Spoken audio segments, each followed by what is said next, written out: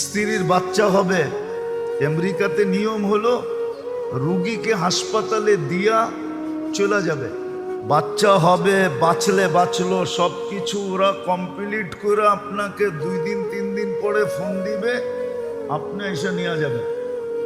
কিন্তু স্বামী তো নাছোড়বান্দা, ভর্তি করছে ঠিক, কিন্তু শক্তপক্ষণ দাঁড়ায় আছে। তো সবাই জিজ্ঞেস করছে তুই দাঁড়ায় আছিস কেন? তোরে বুঝাইছে, বল তোর শরীরের একটা অঙ্গ অর্ধেক যদি কোথাও থাকে তাহলে আর অর্ধেক ওর সাথে থাকবে না পৃথক থাকবে? বলছে শরীর তো একটা, এটাকে তো অর্ধেক করা যায় না। তো বলে এ তো আমার অর্ধাঙ্গনী, তো আমি ওর থেকে পৃথক থাকি কি করে?